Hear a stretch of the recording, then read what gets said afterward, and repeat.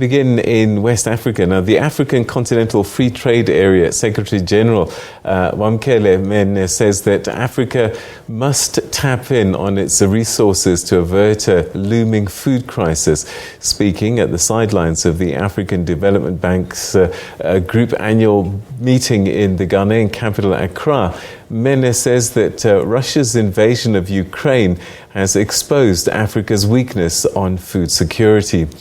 The African Continental Free Trade Area Secretary General says that the continental structure is committed to integrating Africa. So far, 43 out of 54 countries have ratified the agreement meant to boost inter-Africa trade.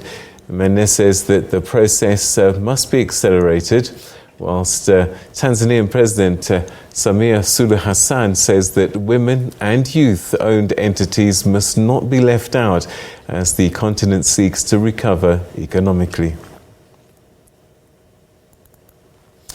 Well, to talk a little bit more about the African Development Bank meeting that's currently taking place in Accra in Ghana, we're now joined by our reporter there, Khayelihle Khumalo. Kaya, what has happened today? What's been top of the agenda? Well, very much so, Peter. So at the very center of the agenda today has to be the financial report of the bank. So far, they're really quite satisfied with the performance of the bank, albeit with some challenges emanating, of course, during the course of COVID-19. At the very height of the pandemic in the continent, quite a number of their projects were disrupted because of the very unintended consequences emanating from the lockdowns that were imposed by the countries, but also purely because of the disruption of the supply chains in so many parts of the world. For example, when you look at some of their key projects around the improvement of the infrastructure, making sure that more Africans do have access to piped water, some of the projects were terribly affected. But something that is very positive here, Peter, is that in terms of the outlook, for example, by the end of last year, the bank had spent about $4 billion US, once again looking at the issues of the improvement of life in the continent, also making sure that it's able to industrialized, but also something that was quite strong from the report when there was a statement that was issued out was the concerns around the very uneven economic growth in the continent. As much as some countries now with the pandemic really just on the wane, some economies in the continent are bouncing back. But given the very fragility of the African economies, others are really struggling. But once again, the African Development Bank Group has recommitted itself to journey along with some of those struggling economies in terms of availing funds, but also there should be very proper blueprints that are presented in Abidjan, where the bank is headquartered, in terms of how the time frame will shape up. So it's going to be a very legitimate plan that will certainly do uplift people from poverty. All right, South Africa's just energy transition is another talking point, and we even had hints of it from the German Chancellor when he visited South Africa. What's being said, and how is the AFDB wanting to help South Africa on this journey? Well, so that's right, Peter. So that has been one of the central issues. But of course, South Africa really getting a massive applause for taking such a very decisive step.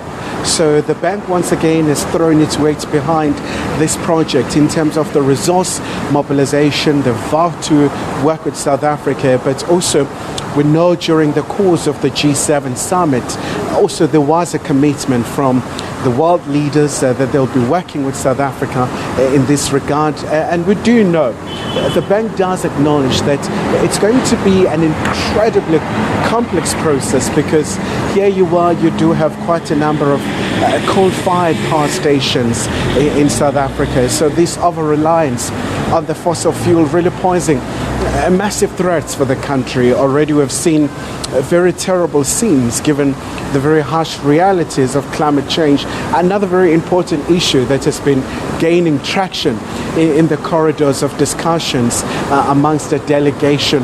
But also, apart from that, when we spoke to South Africa's Finance Minister, Godongwana, there was a very clear indication that they do understand what South Africa is putting itself up to, notwithstanding some of the opposition in some quarters. So they do understand that this is going to be a very complicated process. In some quarters, there's a very deep opposition to this particular move, given, of course, the speed.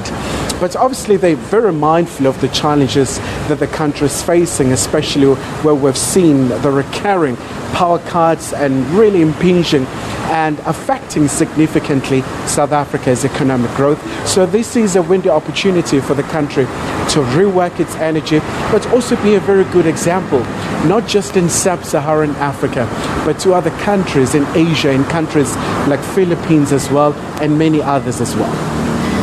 One gets a sense that the African Development Bank is going to have to get deeper pockets for the need that's out there, given that we're coming out of COVID, given that we're having to deal with this Ukraine-Russia crisis, and so many issues like food insecurity.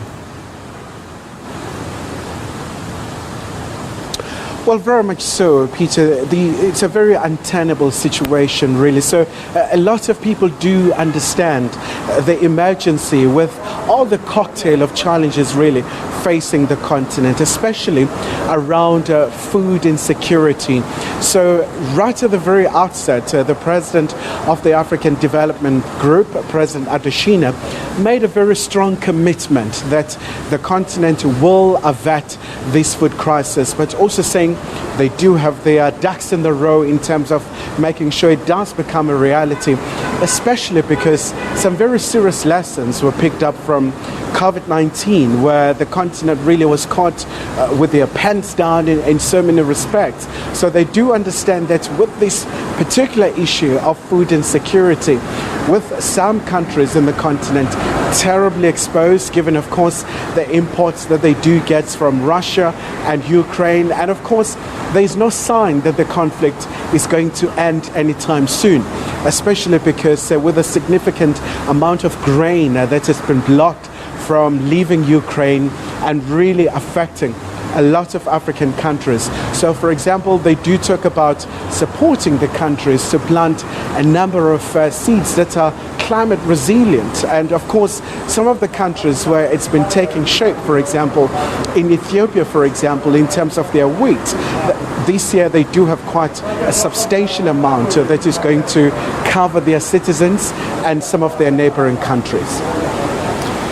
Samia Suluhu Hassan, Tanzania's president, is there as well. What has she had to say to the gathering?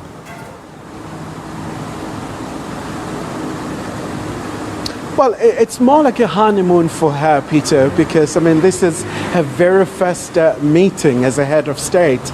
And in fact, she has been appointed as a champion for women and youth initiatives.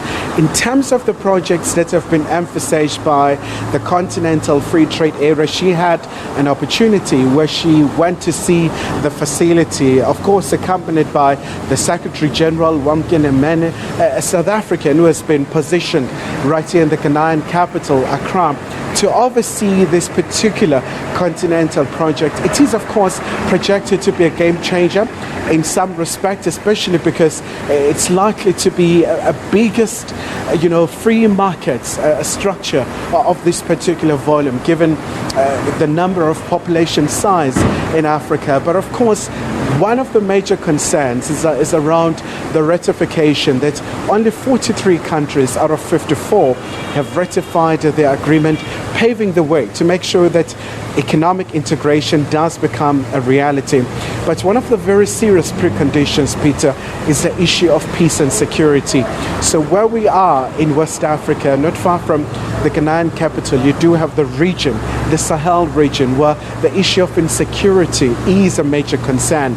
And by and large, West Africa really has been facing a tsunami of coups in countries like Burkina Faso, Mali, Guinea, and of course, attempted coup in Guinea-Bissau. So the issue of peace and security is one of the very well emphasized one for the leaders. But of course, the Continental Free Trade Area as well is projected to be one of the very serious interventions in terms of, accelerating economic recovery in the continent. All right, and that's where we'll leave it for tonight. Thank you so much indeed, my dear brother. And we'll catch up with you tomorrow. And I look forward to seeing what outfit you'll have from Ghana tomorrow night. Well, very much so, Peter. You can see that my wardrobe has been utterly iconic. And of course, thank you so much for the lovely gratitude. Thank you. All right, that's one of our reporters there, Khayelihle Khumalo, who's in Accra in Ghana, and been marvelling his West African outfits this week, but are doing great work covering the annual African Development Bank meetings for 2022, focusing on the strengthening Africa during difficult times.